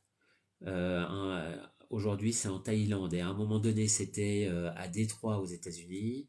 C'est être irresponsable. Et ils se font de l'argent, notamment à travers les coms et la rétrocession de com ou je ne sais quoi. Et je trouve que en tant qu'investisseur, conseiller ça, c'est c'est inacceptable. Parce que déjà, ce qu'il faut savoir, c'est qu'en Thaïlande, on n'est jamais propriétaire de son terrain. Il faut être thaïlandais pour être propriétaire de son terrain. Donc ça veut dire que on est propriétaire de la maison, mais pas du terrain. Donc conseiller d'acheter en Thaïlande alors que t'es pas propriétaire de ton terrain, moi c'est pas dans la mentalité française que j'ai. Mais c'est moi, je suis peut-être old school. Franchement, en 2 ans d'apprentissage, j'ai beaucoup appris grâce à ma curiosité. Exactement. La plus grande qualité, c'est la curiosité. Il faut être extrêmement curieux. Plus vous êtes curieux, plus vous allez apprendre, plus vous allez apprendre, plus vous allez vouloir apprendre, et plus vous allez devenir précis dans vos questions. Et plus vous allez comprendre aussi que vous ne connaissez pas grand-chose. Mais par contre, il y aura des connexions qui se font.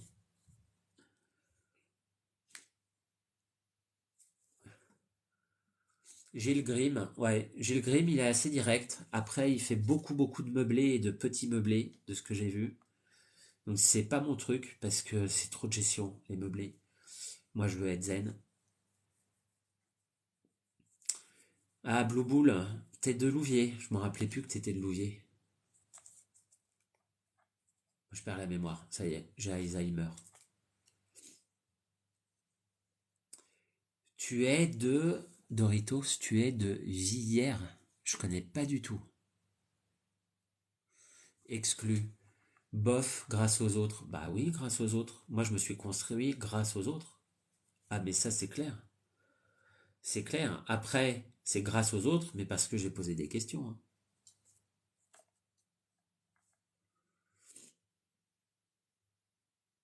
Salut Tam. Je suis en train de presser du raisin. Bah, je suis content pour toi. Ça, c'est cool. Un jus de raisin frais.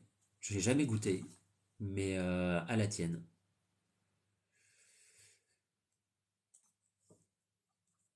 Exclu. Pour le savoir, je suis d'accord et appliqué partout, cela fonctionne exactement. La curiosité, curiosité.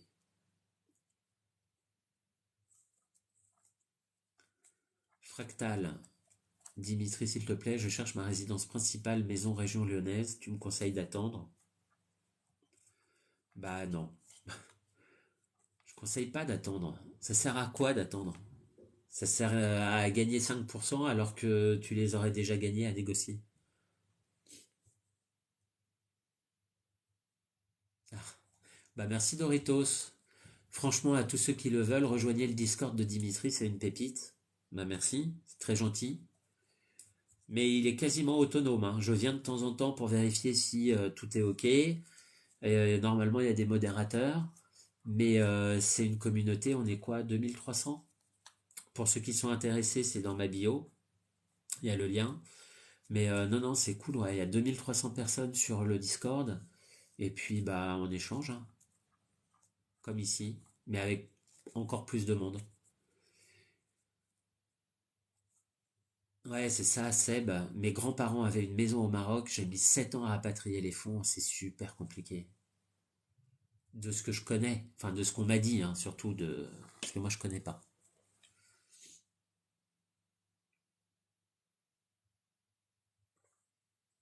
Bah, exclu, tu dis je ne compte pas sur les autres, à vrai dire. Enfin, c'est mon fonctionnement, je comprends. Je comprends parce que parfois on est déçu par certaines personnes, et moi ça a été le cas, hein. Bien évidemment, parfois tu mets la confiance dans des personnes dans lesquelles tu ne devrais pas mettre ta confiance, mais je me suis rendu compte aussi qu'au fur et à mesure, tu choisis les personnes à qui tu donnes confiance, et que ces personnes, alors tu peux donner confiance sans obligatoirement donner confiance, hein, tu peux aussi faire avoir des connaissances, mais dès que tu es curieux, bah, tu te rends compte que les personnes ils te parlent et que tu peux apprendre beaucoup de choses. Sans que ça soit des amis obligatoirement, mais que ça peut être des connaissances.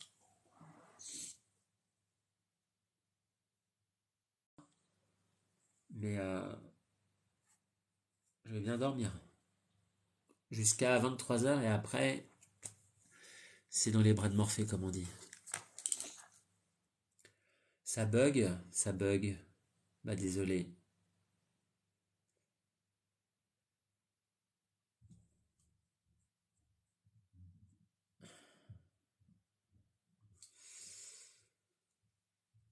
Ouais. Donc voilà, globalement, comment dire, l'immobilier, il n'y a pas de moment pour acheter. Le meilleur moment, c'est quand vous voulez. Par contre, il y a le fait de bien acheter. Être investisseur, c'est ça. C'est tout, hein. Être investisseur, c'est bien acheter. Et à n'importe quel moment. C'est tout. Donc, globalement, faut pas trop se poser de questions. Faut se poser les bonnes questions, mais pas trop, parce que plus vous allez vous en poser, plus vous allez trouver les réponses que vous attendez pour ne pas bouger.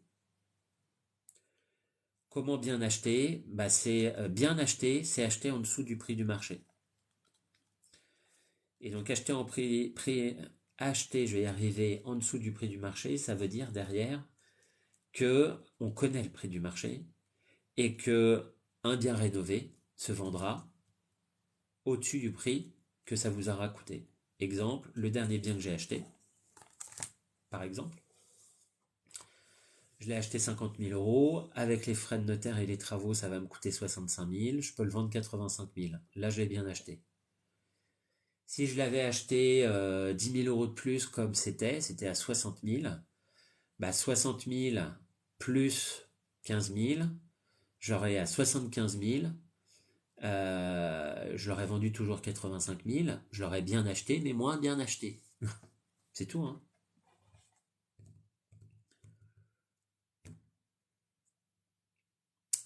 Val, j'ai une société basée à l'étranger, mais mon activité professionnelle est en France. Qu'en pensez-vous? Bah que c'est compliqué, parce que t'es résident fiscal français alors. J'ai pas compris. Faut faire attention à tout ça, hein.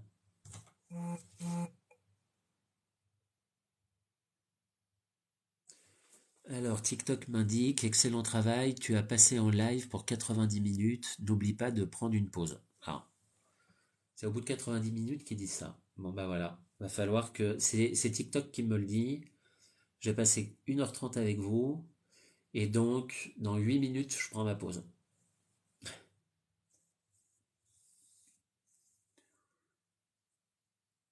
Donc voilà. Ou peut-être avant s'il n'y a pas d'autres questions, hein. Merci hein, pour les j'aime.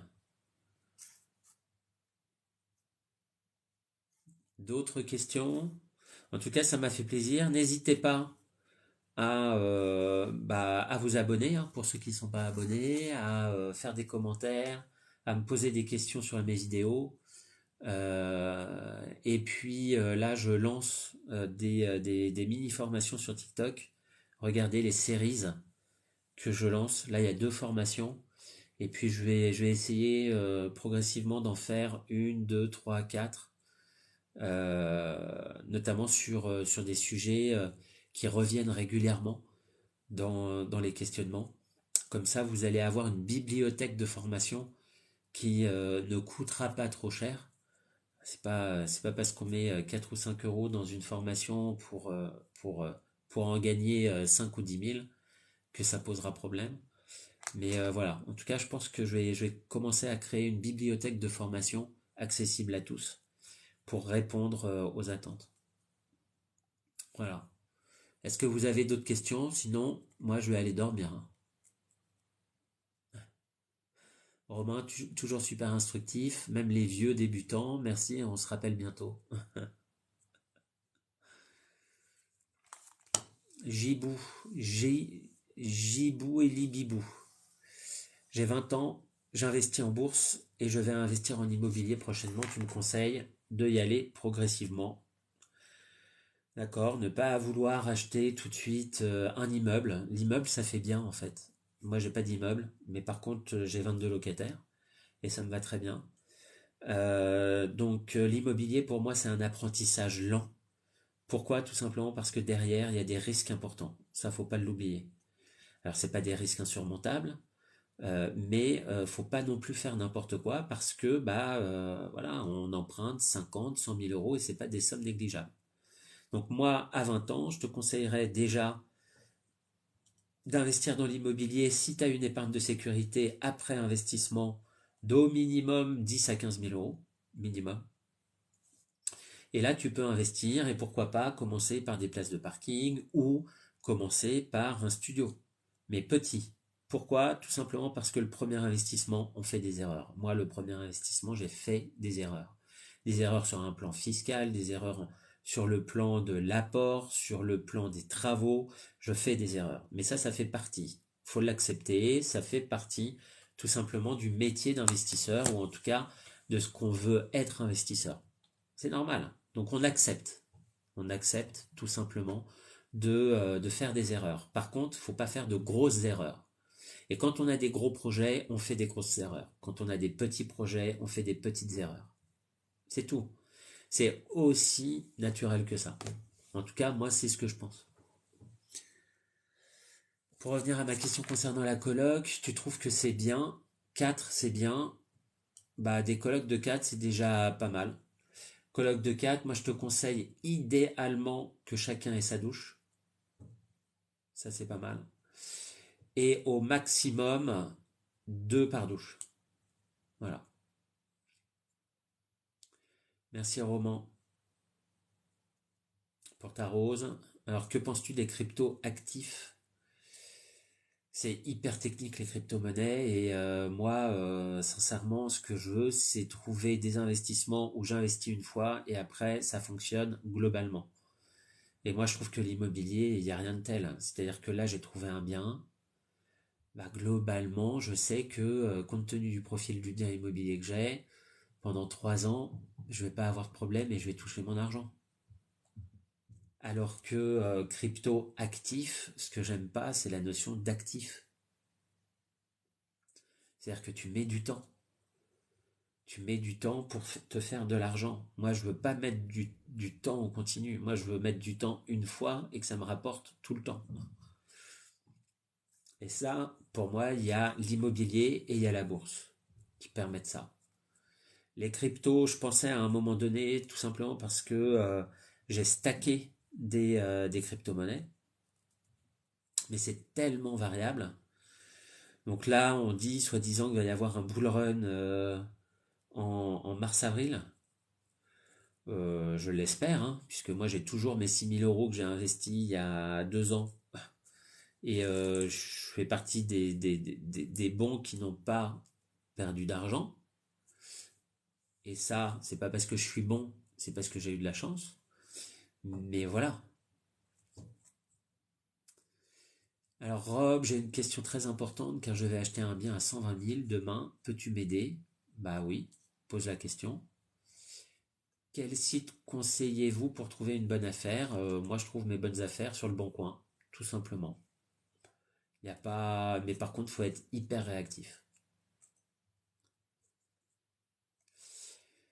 L'immobilier, en vue d'un prêt, tu ne mets pas de temps avant de gagner de l'argent. Non. Regarde là, j'ai acheté un bien 50 000 euros. Je l'ai acheté. J'ai fait faire des travaux. Ça a duré un mois. J'ai trouvé un locataire. Ok. Donc en un mois, moi je peux le vendre 20 000 euros de plus. J'ai gagné 20 000 en un mois. Donc j'ai gagné tout de suite. D'accord? Et là, chaque mois, je vais gagner à peu près, que je ne dise pas de bêtises, 350 euros. Mon patrimoine augmente de 350 euros par mois sans rien faire. Il y a pire. Enfin, moi, je trouve qu'il y a pire. Pour aller. Alors, vous allez me dire, oui, pour beaucoup de travail. Sauf que ce travail-là, allez, ça m'a coûté combien? J'ai visité une fois le bien. J'ai fait quand même pas mal d'allers-retours. Allez, ouais. J'ai travaillé, allez, une grosse semaine, 40 heures. 40 heures pour 350 euros dans ma poche à vie. Bah moi, je suis d'accord pour travailler chaque semaine 40 heures pour 350 euros de plus à chaque fois à vie. Nos problèmes.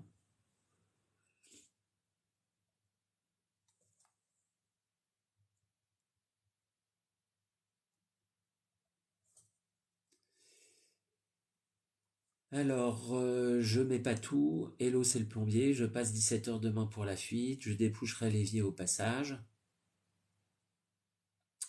Je suis pas sûr que on parle de moi. Mais c'est pas grave. Parce que la fuite, il n'y a pas de fuite.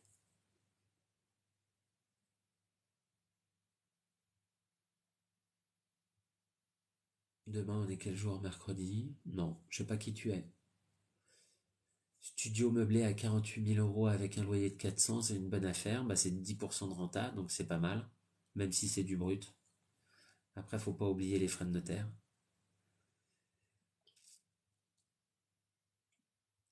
Bah oui, hein, en 2 mois, c'est remboursé. Ouais. Moi, il n'y a pas de problème, hein. Moi, je trouve que l'immobilier, c'est vraiment bien. Est-ce que ça sera toujours bien? Je ne sais pas, hein, parce qu'avec l'évolution de la croissance démographique, on ne peut pas savoir. Maintenant, à l'heure actuelle, c'est quand même très très bien. 23 heures, je vais répondre aux dernières questions.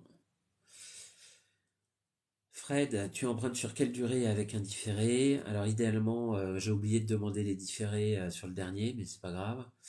Mais un différé, ouais, de 6 mois, et j'emprunte sur 20 ans. Le calcul du ROI, le problème, c'est que ça prend en compte les plus-values, donc c'est... Alors, ROI, ça dépend ce que tu entends par ROI. Moi, je parle de TRI, taux de rendement interne, donc ça prend en compte les plus-values. Mais moi, on va dire que le rendement, si tu parles de rendement, c'est-à-dire les loyers bruts sur le coût total de l'investissement, aujourd'hui, je vise autour des 10%.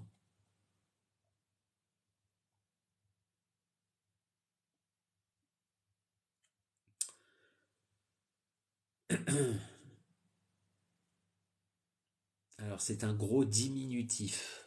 Quand même, 350 pour 40 heures. Bah, 350, si tu fais... je bosse 40 heures, j'ai 350 euros à vie par mois. Donc, ça veut dire qu'à la fin de l'année, ces 40 heures m'auront fait gagner 4 000 euros sur une année. 4 000 euros, 40 heures. Donc, ça veut dire que j'ai bossé 40 heures, 4 000, ça fait 100 euros de l'heure. Ok. Sauf que l'année d'après, j'ai encore 4 000 euros, mais j'ai travaillé zéro. Donc, c'est pas mal. J'ai pas de document type. Je vais en faire un, hein. Avec la hausse des taux d'intérêt directeurs de la BCE, penses-tu aujourd'hui qu'il est toujours rentable? Toujours rentable. Toujours. Pourquoi? Tout simplement parce que tu négocies. Et hier, alors hier c'est une façon de parler, c'est il y a 2 ans, je disais que le rendement moyen que moi j'arrivais à trouver c'était autour des 8%. Aujourd'hui on est à 10. 10, 11. Donc globalement les taux d'intérêt augmentent, mais les rendements augmentent aussi. Du même montant quasiment, de 2, 3 points. J'ai pas de formation sur le LMNP, j'ai pas fait de formation. De rien Fred. T'empruntes avec des fiches de paie ou t'as rien? J'ai une fiche de paie, moi je suis prof dans une école de commerce. Merci pour ce live, toujours très instructif. Bah merci, ça fait plaisir. Et il est 23h03, c'est l'heure des braves, c'est l'heure de se coucher. Moi qui suis naze de chez naze. Une source fiable, une source fiable pour connaître le prix du marché, le bon coin, le marché, tout simplement. Merci beaucoup pour ton professionnalisme. Bah merci, hein. Moi je fais simplement un retour d'expérience. Merci à tous. Même s'il y a 70 personnes, je suis désolé, mais là je suis vraiment fatigué. J'avais hésité de faire le live, mais ça m'a fait plaisir de vous voir. Merci encore pour tout. Bonne soirée. Merci pour les remarques. Negan. Plein de bonnes choses. Au prochain live. Et puis, n'hésitez pas à vous abonner, à commenter. Et puis, à avoir des projets et à essayer de les réaliser. Merci encore et à très bientôt. Salut, salut.